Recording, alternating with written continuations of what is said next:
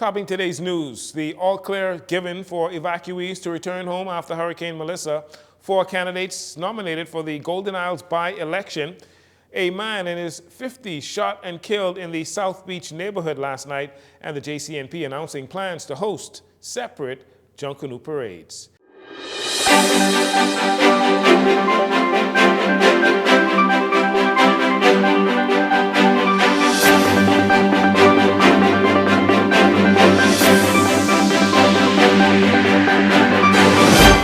This is your JCN Evening News. I'm Jcn News. Thank you so much for joining us.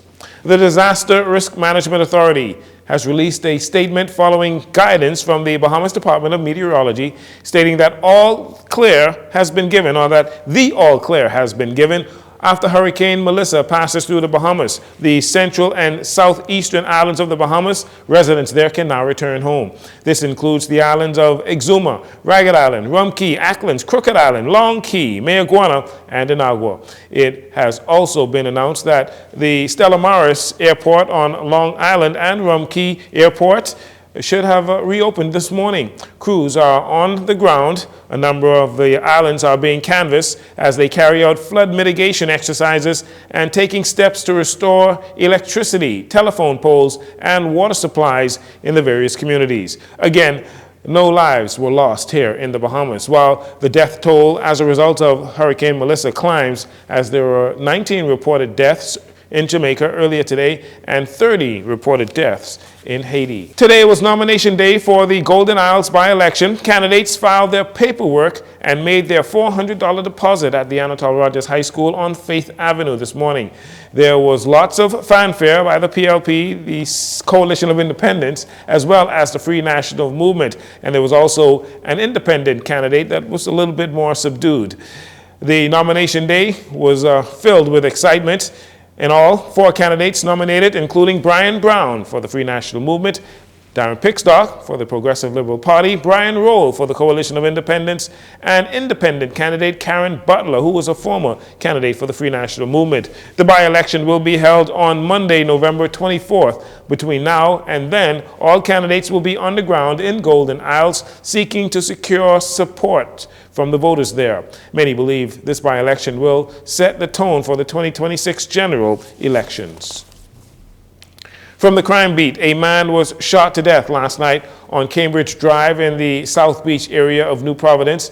Police say it happened shortly after 11 p.m. When they arrived on the scene, they found the man lying outside of a home.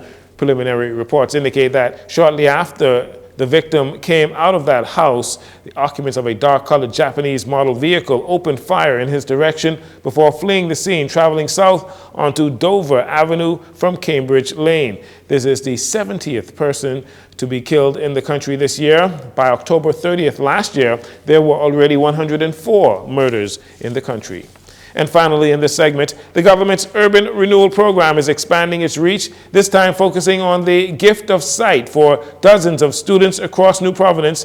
Minister of Housing and Urban Renewal Keith Bell says the initiative is already changing lives and helping children reach their full potential. Madam Speaker, it gives me great pleasure as Minister of Housing and Urban Renewal to report to this Honourable House on a truly inspiring event that reflects the very heart and purpose of the Urban Renewal Program.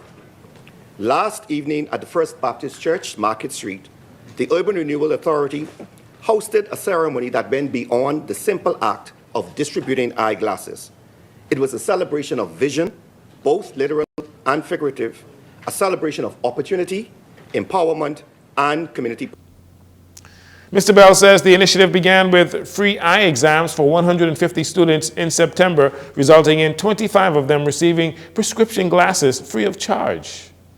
We want to ensure that the gift of sight and the power of education reaches every student throughout our beloved Commonwealth. Yes. This, Madam Speaker, under this Davis-led administration, is urban renewal in full action, transforming lives, empowering families, and building stronger communities, one child at a time. Mr. Bell added that plans are already underway to extend the eye care initiative to Grand Bahama and the Family Islands.